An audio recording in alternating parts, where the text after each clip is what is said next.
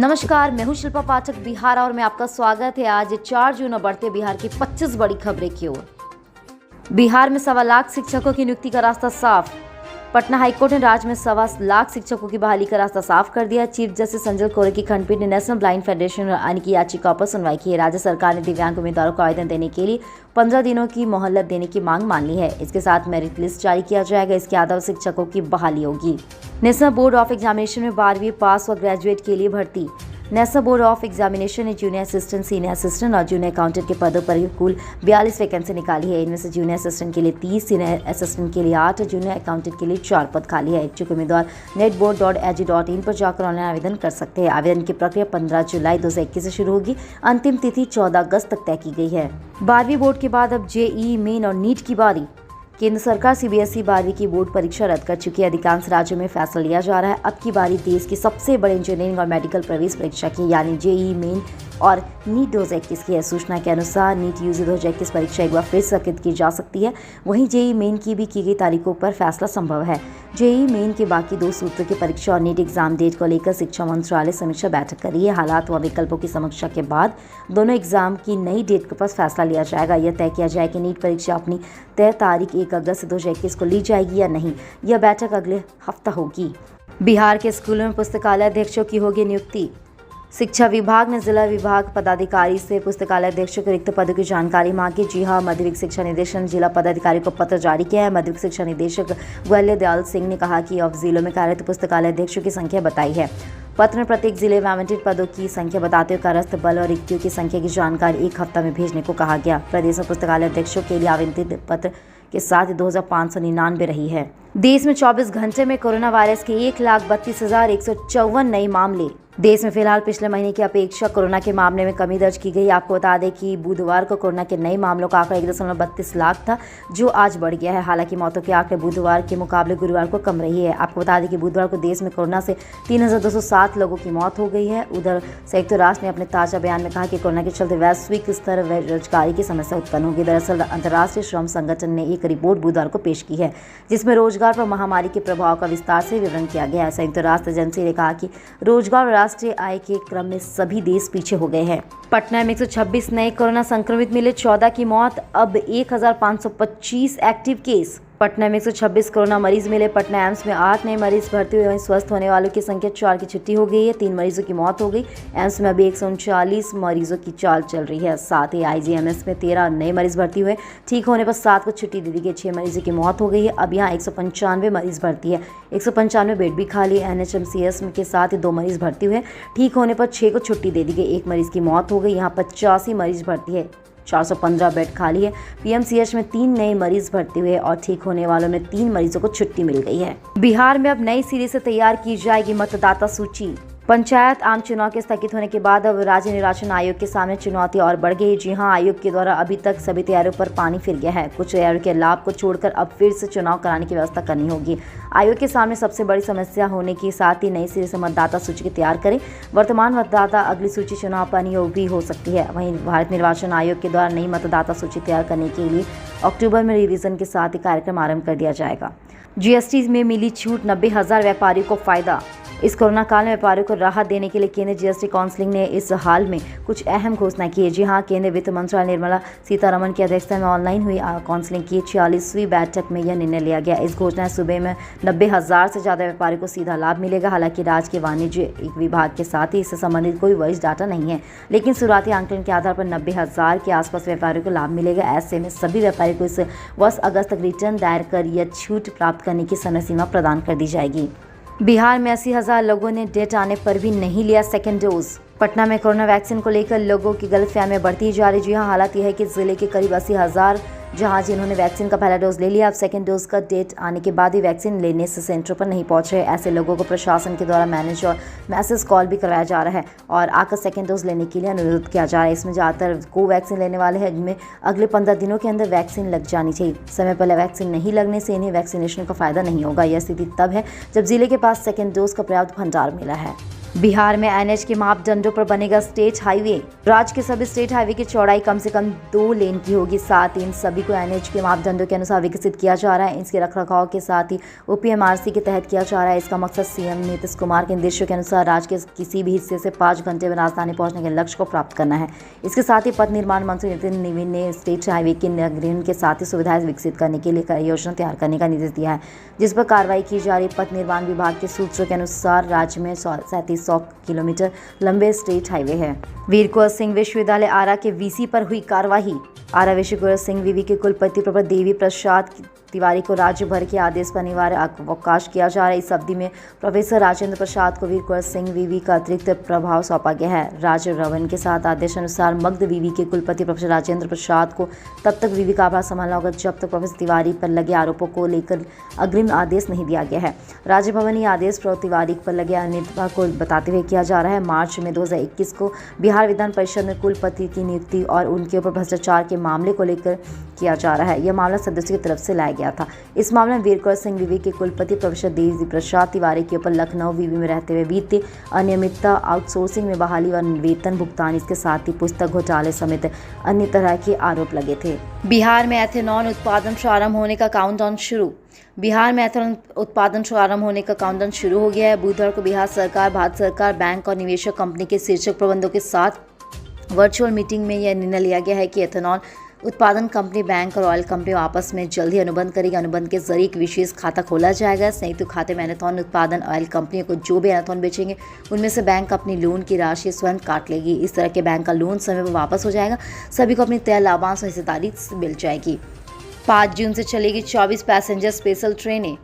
यात्रियों की सुविधा के लिए पूर्व मध्य रेल क्षेत्र के विभिन्न रेलखंडों पर चलने वाली पूर्व में स्थगित 24 पैसेंजर स्पेशल ट्रेनों का परिचालन शुरू किया जा रहा है। जी हां, ये ट्रेनें 5 जून से चलेगी। पूर्व मध्य रेल में के मुख्य जनसंपर्क अधिकारी राजेश कुमार ने बताया कि इस पैसेंजर स्पेशल ट्रेनों का ठहराव समय व पूर्वोत्तर मार्ग में रहेगा। टीका एक्सप्रेस आपके घर तक पहुंचेगी। मुख्यमंत्री ने 121 गाड़ी को किया रवाना। बिहार में 45 साल से अधिक के लोगों का टीकाकरण उनके घर के पास ही कराने के लिए सरकार ने बड़ी पहल की है। जी हाँ, इसके लिए बिहार सरकार की तरफ से 121 वैक्सीनेशन वाहन राज्य के 38 जिलों के लिए रवाना किया गया। गुरुवार के साथ ही मुख्यमंत्री नीतीश कुमार ने वर्चुअल तरीके से इसका शुभारंभ किया। गाड़ियों को पटना के पटेल भवन से डिप्टी सीएम रेणु देवी और स्वास्थ्य मंत्री मंगल पांडेय ने हरी झंडी दिखाकर रवाना किया। 121 टीका एक्सप्रेस से राज्य के लगभग 78 लाख लोगों का टीकाकरण किया जाना है। इसमें 1437 शहरी वार्ड को लेकर किया जाएगा। शहरी क्षेत्र में बने अपार्टमेंट, शहर घर और स्लम बस्ती, सब्जी मंडी, बाजार समिति, ऑटो रिक्शा तथा बस ओनर एसोसिएशन, स्ट्रीट वेंडर, महिला आयोग की समिति, शहरी आजीविका मिशन के तहत सहायता के साथ ही समूह तथा उद्योग विदेशन के साथ को सम्मानित किया जाएगा। जिला अधिकारी के नेतृत्व में जिला स्तर पर स्वास्थ्य, शिक्षा, नगर निगम और नगर परिषद, नगर निकाय के चयनित जनप्रतिनिधि एवं जीविका के पदाधिकारी को भी शामिल किया जाएगा। पटना में रिकवरी एजेंट की गुंडागर्दी, बीच सड़क पर की मारपीट। पटना में बीच सड़क पर एक फाइनेंस कंपनी के रिकवरी एजेंट ने जमकर गुंडागर्दी शुरू कर दी। जी हां, कार से जा रहे परिवार को बीच सड़क पर रोका, उन्हें जबरन कार से उतारा। रिकवरी एजेंट जबरदस्ती कार को अपने साथ ले जाने के लिए कोशिश कर रहा था। इस वजह से उसमें बैठे लोगों से बहस हुई। इसके बाद रिकवरी एजेंट ने परिवार के लोगों के साथ भी मारपीट की। एक युवक का कपड़ा फाड़ दिया। गुंडागर्दी की हद पार करते हुए एजेंट ने कार में सवार महिला की गर्भवती महिला तक को भी नहीं छोड़ा। आरोपी है कि गर्भवती महिला के साथ मारपीट की। कार मालिक का दावा है कि जनवरी महीने तक की EMI जमा कर चुका है। इसके बाद भी उससे गलत तौर पर रुपए मांगे जा रहे थे। इस मामले को लेकर पुलिस से FIR दर्ज कर ली है। साथ ही रिकवरी एजेंट की गुंडागर्दी के मामले की जांच शुरू कर दी गई है। देश में वैक्सीनेशन पर बड़ी खबर। देश में कोरोना वैक्सीन की किल्लत के बीच केंद्र सरकार ने बड़ी डील फाइनेंस कर ली है। मोदी सरकार ने हैदराबाद से वैक्सीन निर्माता कंपनी बायोलॉजी ई से वैक्सीन की 30 करोड़ डोज का करार किया है। ये वैक्सीन अगस्त से दिसंबर 2021 के बीच बनाई जाएगी और स्टोर की जाएगी। केंद्र सरकार की ओर से इसके लिए कंपनी को 15 करोड़ रुपए का एडवांस पेमेंट किया गया है। भारत में अभी 3 वैक्सीन और 1 पाउडर सीरम इंस्टीट्यूट की कोविशील्ड और भारत बायोटेक की कोवैक्सीन का इस्तेमाल वैक्सीनेशन ड्राइव में किया जा रहा है। रूस की स्पुतनिक बी को भी भारत में इस्तेमाल करने की मंजूरी दे दी गई है। इसके अलावा DRDO ने कोविड की रोकथाम के लिए 2G दवा बनाई है। इसमें इमरजेंसी इस्तेमाल को मंजूरी दे दी गई है। ये एक पाउडर होता है जिसे पानी में घोलकर दिया जाता है। गाँव जो हर साल 4 महीने के लिए हो जाता है लॉक। मधुबनी बारिश का मौसम आते ही जिले के कई इलाकों में जल जमाव, बाढ़ जैसे हालात से लोगों की परेशानी बढ़ जाती है। हालांकि ये परेशानी कुछ दिनों का हफ्तों की होती रहती है, लेकिन मधुबनी के मधुपुर प्रखंड में एक गांव ऐसा ही है जहां पूरी बरसात यानी साल के लगभग 4 महीने तक यहां के ग्रामीणों के साथ गाँव से बाहर निकलना दुर्लभ सा हो जाता है। 4 महीने तक पूरे गाँव के लगभग गाँव से निकल नहीं पाते हैं, यानी लगभग लॉक ही रहते हैं। यह गाँव का नाम है अग्रहाट गाँव, जहाँ गाँव के साथ ही उत्तरी छोर पर नेपाल है। पूर्वी, पश्चिम और दक्षिण की ओर से ये गाँव नेपाल से आने वाली अधवा समूह की नदियों से कुछ बरसाती नदियों से घिरा है। दक्षिण की ओर से गांव तक पहुंचने के लिए एकमात्र सड़क है।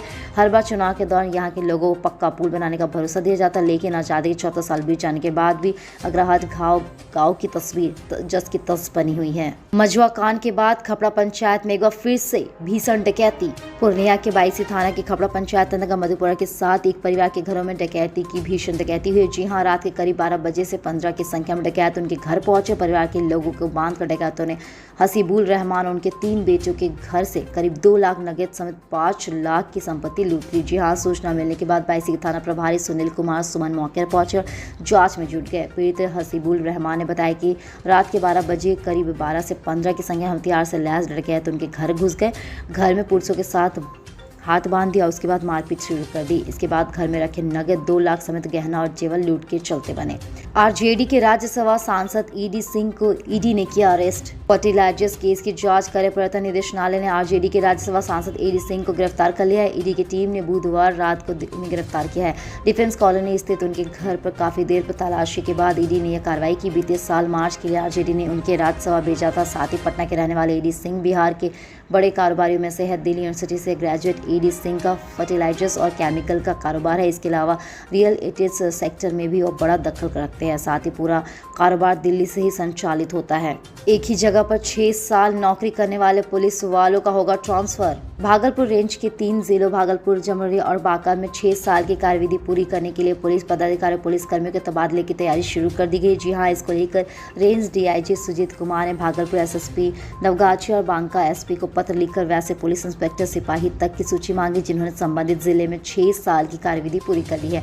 एक तरह 6 साल की कार्यविधि पूरी करने वाले पुलिस पदाधिकारी जवानों का दूसरे जिले में तबादले करने की तैयारी शुरू कर दी गई। वहीं नवयुक्ति सिपाहियों के लिए जिले में योगदान देने की प्रक्रिया शुरू हो चुकी है। पिछले 3 दिनों में 70 जवानों की शारीरिक दक्षता और उनके प्रमाण पत्रों की जांच पूरी की गई है। उसके बाद उनका मेडिकल कराया जाएगा। मेडिकल के बाद वे जिले में योगदान दे सकेंगे। बिहार के 25 बुद्धिजीवियों ने बंगाल के राज्यपाल को लिखा पत्र। चुनाव के बाद बंगाल में हो रही हिंसा पर कार्रवाई करने के बाद बिहार में 25 बुद्धिजीवियों ने बंगाल के राज्यपाल को पत्र भेजा। 1 जून को लिखे इस पत्र की प्रतिलिपि के साथ राष्ट्रपति को भेजी गई। इस पत्र पर 3 पूर्व जज, 5 पूर्व डीजीपी और डॉक्टर समेत पद्मश्री मान से सम्मानित बुद्धिजीवी भी शामिल है। पत्र में आरोप लगाया जा रहा है कि बंगाल की सरकार हिंसा करने वाले के खिलाफ कार्रवाई नहीं कर रही है।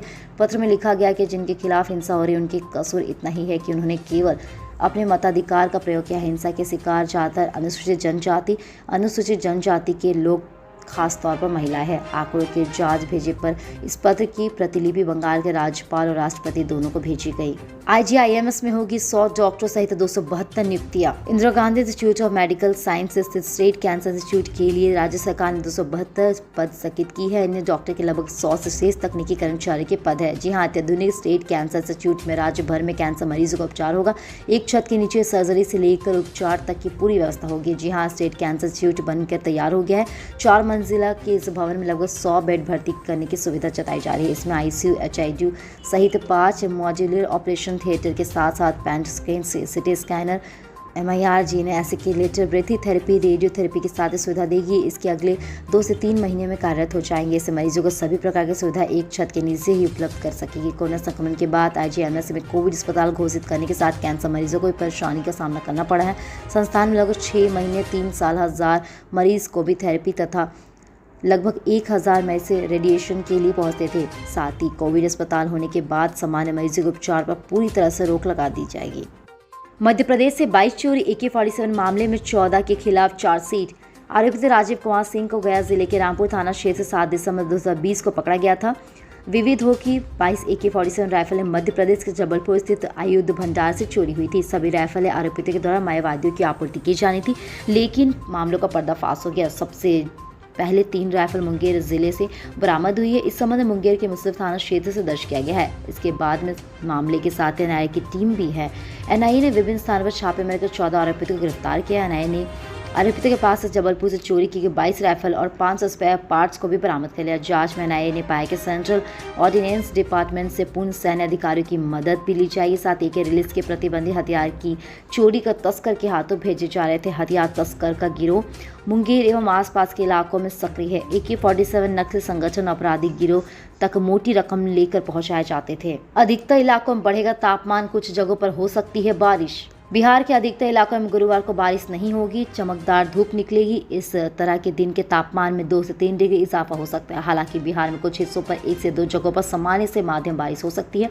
मौसम विभाग ने इसको लेकर येलो अलर्ट जारी कर दिया। जानकारी के अनुसार 3 जून में मानसून सेट हो सकता है। अगर मानसून सेट होगा तो इसके लिए बिहार में आने वाली जरूरी जानकारी MID पटना जारी करेगा। मौसम विभाग ने अगले 24 घंटे में बिहार के उत्तर पश्चिम, उत्तर पूर्वी और दक्षिण मध्य बिहार में आंधी बारिश की आशंका जताई है। वैसे पिछले 24 घंटों में बिहार विभिन्न हिस्सों में आंधी बारिश होने की सूचना है। वहीं पटना में भी मंगलवार दोपहर को 80 किलोमीटर प्रति घंटे की रफ्तार से आंधी चलेगी। इस दौरान हवा और बारिश की स्थिति आगे भी बन सकती है। इधर भागलपुर और पुरुलिया का अधिकतम तापमान 1 डिग्री ऊपर चढ़ा है। ज़्यादा मात्रा में पानी पीने से कम हो सकता है सोडियम लेवल। दरअसल जब पानी की ज़्यादा मात्रा शरीर में हो जाए तो जहर के समान हो जाता है, जिसे हाइपोट्रीमिया भी कहा जाता है। आपको बता दें कि इससे शरीर में ब्लड में सोडियम की मात्रा कम हो जा सकती है। दरअसल रक्त में मौजूद सोडियम की मात्रा से इलेक्ट्रोलाइट है जो कोशिका में पानी की मात्रा को कंट्रोल करने का काम करता है। वहीं मात्रा के हिसाब यदि पानी की मात्रा शरीर में चली जाए तो सोडियम की मात्रा को पतली और कम करने लगती है। इससे शरीर को कोशिकाएं फैलने लगती है। परिणाम स्वरूप शरीर में सूजन की स्थिति बन जाती है, जिससे समय पर कंट्रोल नहीं किया जाए तो इससे व्यक्ति की मौत हो जा सकती है। ऐसी स्थिति को हाइपोनेट्रीमिया भी कहा जाता है। कितने में होता है हाइपोट्रीमिया का खतरा? ज़्यादातर इस बीमारी का खतरा वैसे खिलाड़ियों में होता है जिन्हें ज़्यादा दौड़ धूप करना पड़ता है, जैसे marathon, ultra marathon, trial marathon वाले खिलाड़ियाँ, क्योंकि इनकी पानी की मात्रा बढ़ जाती है। विशेषज्ञों की माने तो पुरुषों में प्रतिदिन 3.7 लीटर जबकि महिलाओं में 2.7 लीटर पानी पीना चाहिए। कल हमारे द्वारा पूछे गए सवाल के जवाब आप में से बहुत से जिसने हमें कमेंट करके दिया था, उसके लिए आपका बहुत बहुत धन्यवाद। आप में से जिसका जवाब हमें अच्छा लगा है उनके नाम है अब्बुल, महेंद्र कुमार और मनीष शर्मा। आप हमारे सवाल के जवाब ऐसे ही देते रहे, हम कल आपके नाम लेने की पूरी कोशिश करेंगे। तो चलिए बढ़ते आज के सवाल की ओर। आज के सवाल कुछ इस प्रकार है, राज्य में टीकाकरण वाहनों का परिचालन बहुत जरूरी कदम है या नहीं? अपने जवाब हमें कमेंट करके जरूर बताएं। इसके साथ ही आज के लिए बस इतना ही। कल की खबरों के लिए हमारे साथ जरूर रहे। अगर ये वीडियो आप हमारे YouTube पर देख रहे हैं तो चैनल को सब्सक्राइब करें और बेल आइकन दबाना ना भूलें। और अगर आप ये वीडियो हमारे Facebook पर देख रहे हैं तो पेज को लाइक करें और ज़्यादा से ज़्यादा शेयर करें। सुरक्षित रहें, स्वस्थ रहें। धन्यवाद।